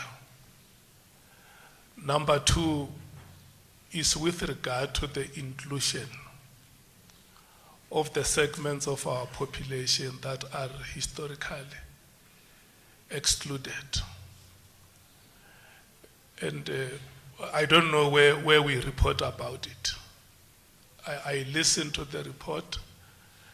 I thought I would hear the target being mentioned, whether it is met or it is not met. But the reality is that we must be seen chasing the goal of building a united South Africa, where people are appointed to positions on the basis of their abilities meritoriously. Black, white, colored, or Indian, let them be appointed. If they are capable, they have the appropriate skills. But such appointments must also be contextual, taking understanding that we have a history of a country, we have a history of divisions, we have a history of exclusion, we have a history of paternalism and herrenfolkism, which we have to deal with. So I don't know, Minister, Chief Justice, where we report our performance on the realization of such a transformation targets, and I hope one day in our reports we can include that. Chief Justice designate, if I was in church, I was going to ask the ministers of religion to pray that we have the wisdom to serve the people of this country better. Good luck in your new responsibilities. You have the support of the South Africans who are looking for justice. Thank you so much. Thank you, Mr. Lekhanyan. Regional Court President Ngadala.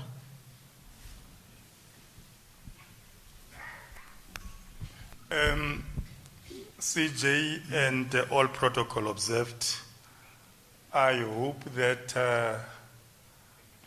I am not speaking out of 10.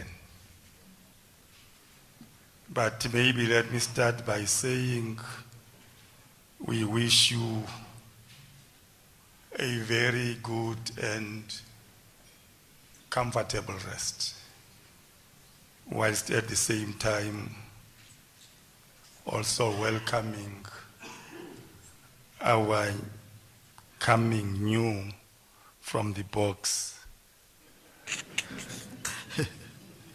Chief Justice Designate and Chief Justice to be. But I wanted just to touch on one issue that was raised in case we leave with a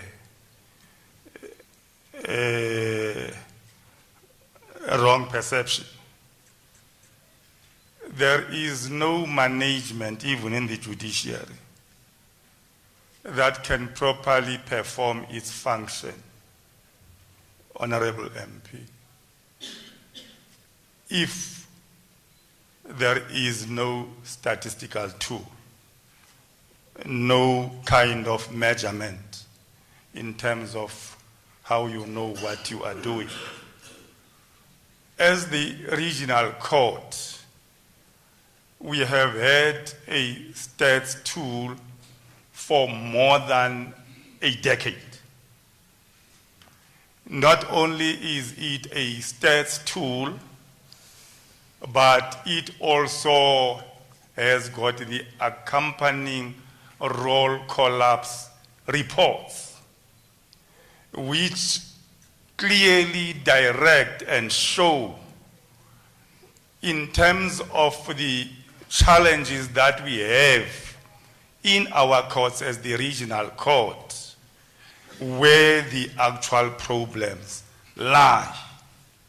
That stats is freely available every quarter, and we circulate it to all stakeholders. Nobody is denied access to it. So therefore there is one. It might not necessarily be of a standard. If it is not, that can be shared in a platform like this. But in our view, it can. Secondly, I also want to say, when the report was made, there was a report on the average court hours, and the regional court was given the amount of court hours on the average that it sees. I want to make it very clear that in the norms and standards that we developed as the judiciary, I think it's paragraph 5.2.1, Roman figure 4. There is a provision that all trial courts should strive to sit no less than 4.5 hours. In other words, sitting hours in court. Because what we have identified, and even during those deliberations, was that we don't sit enough as a result of all these court challenges in court. And there is a lot of stakeholders that are involved. We do not have to say how much a magistrate, regional magistrate, has to be engaged in his or her work. It takes definitely the whole night. It takes the whole weekend. It takes the after hours, just like any other judicial officer we would expect him or her to do. But the 4.5 was to ensure that, because it is where then we have a direct interaction with the clients, whether it's in criminal or in civil, to say how much did we sit. And we agreed as all the layers of the judiciary that all the trial courts, not appeals and whatever, where one would be sitting as a judicial officer alone, but in trial courts, where we engage with other people, there should be a standard and minimum that we put on to ensure that we are delivering to a particular standard. Thank you, Mr. Nadal. Chief Justice, any comments on the comments? No, thank you. I won't take much of your time. There are a number of things or features of the work of judicial officers in the lower judiciary that may have been introduced in the past because of certain circumstances.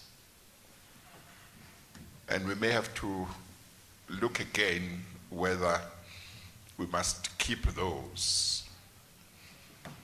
I am just concerned with a situation where members of the judiciary who are in the superior courts don't have to record, we said 2 hours, we said 4 hours. It's taken for granted, it's accepted that they will be sitting maximally. They will be sitting a lot. What is focused at is the outcome.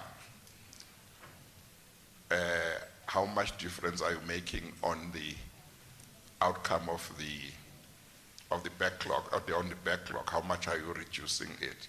So, but we must look at all of those things. There was a reason why it was done, but we would like a situation. I certainly would like a situation where we demonstrate more trust on members of the judiciary in the lower courts, that they would be sitting just as members of the judiciary in the higher courts, in the superior courts. And then, of course, we look at the outcome, and the outcome would show that they are working quite well. But I think that it's true to say, before anything be changed, we look at why it was put in. Is it still serving that purpose? And whether there is a better way of dealing with things. Thank you. Thank you, Chief Justice. Any other questions? I will limit honorable members to 1 minute with their comments.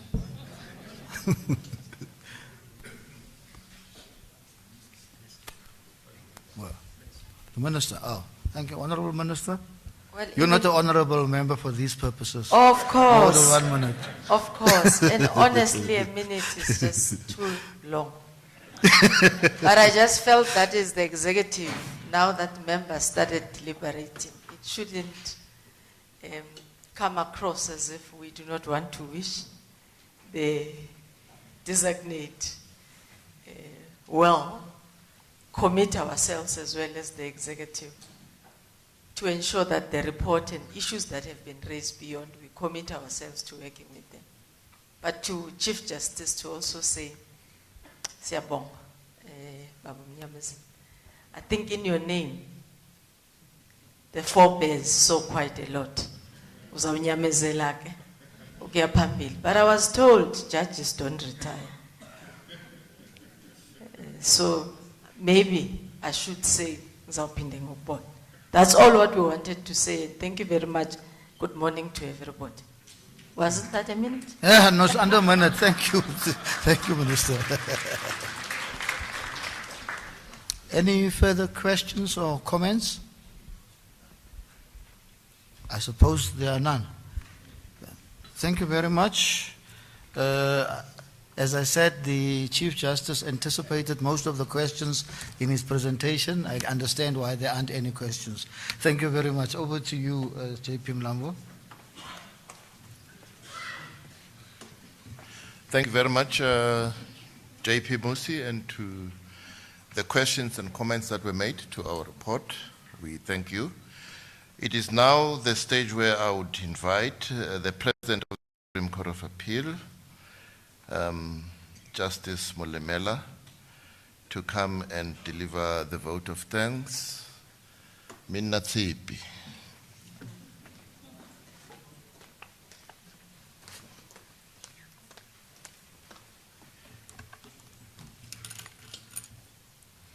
Thank you very much, JP Mlambo, Program Director.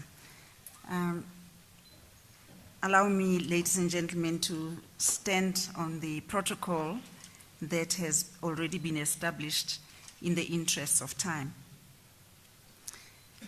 It was Cicero, a Roman philosopher, who said, and I quote, "Gratitude is not only the greatest of virtues, but the parent of all others," unquote. It is therefore an honor for me to stand before all of you today to extend a heartfelt vote of thanks on behalf of the judiciary. To thank you in particular for your presence at this significant event where we celebrate and reflect upon the judiciary's performance and achievements. I first and foremost take this opportunity to congratulate the Honorable Chief Justice of the Republic, Chief Justice Raymond Mnyamezeli Mlungisi Zondo Sohlaza, on his comprehensive presentation of the Annual Judiciary Report for the 2022-2023 financial year. Chief Justice, please accept our sincere appreciation for your insightful address. The candid manner in which you have spoken on the performance of the courts, the challenges the courts face, and the proposals being pursued to make the court system more efficient attest to your pragmatic leadership that continues to steer our institution towards excellence. Your vision and dedication are truly commendable.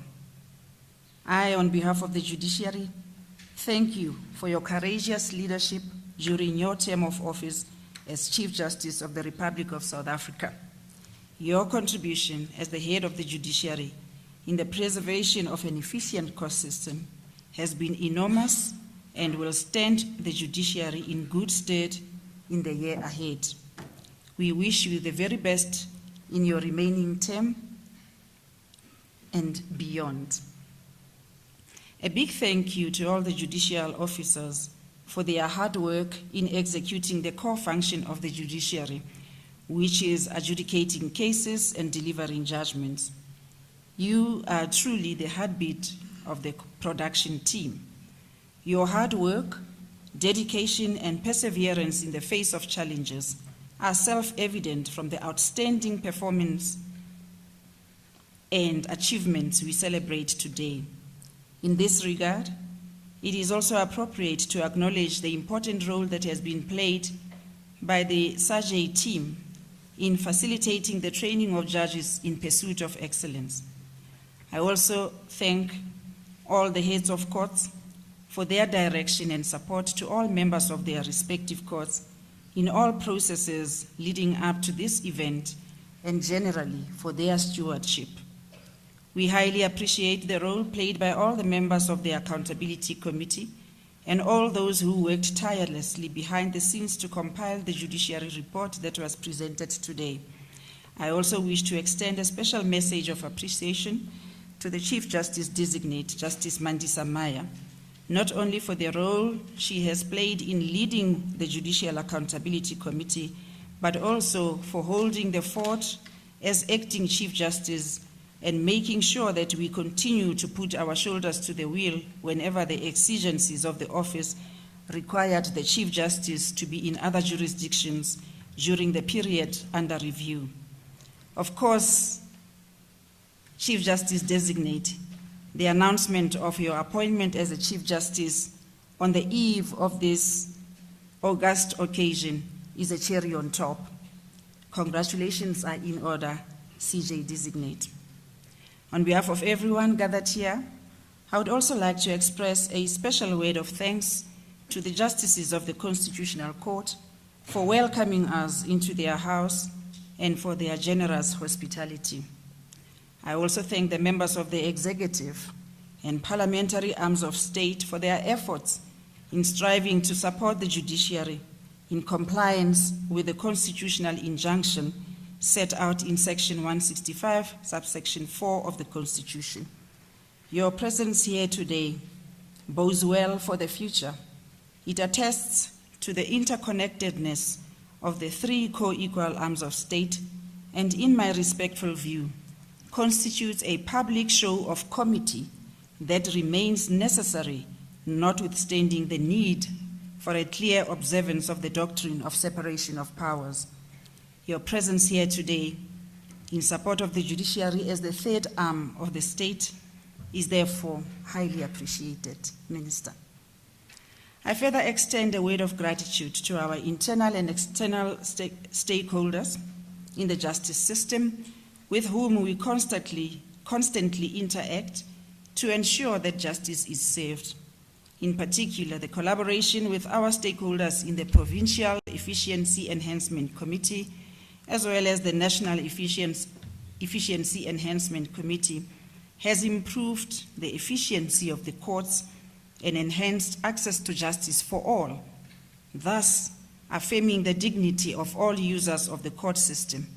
Your support and collaboration are highly appreciated.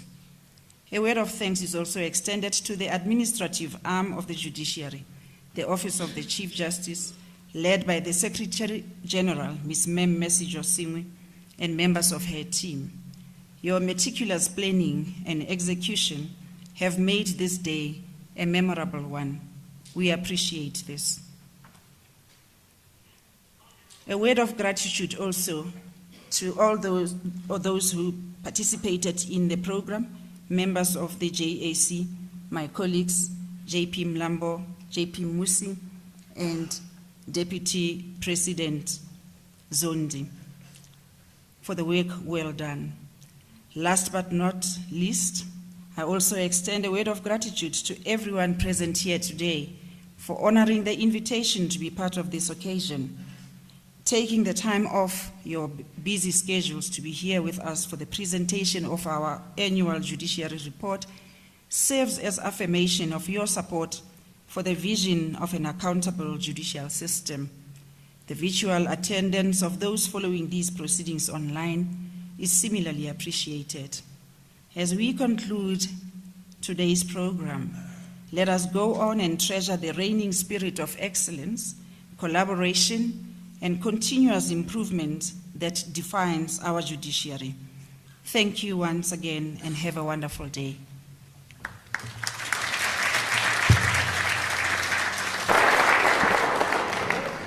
Thank you very much, Justice Mulemela. This puts us at the end of the program for today. I also want to extend my thanks for cooperating with me in directing the program. What we're going to do now is I'm going to request all of you to rise as the judicial procession leaves. But in keeping with African culture, please ensure that what we've prepared for you in the foyer does not go to waste. You've earned the right to enjoy by being here. So thank you very much. Let me just invite then people to stand and the Chief Justice and the Chief Justice to lead us out.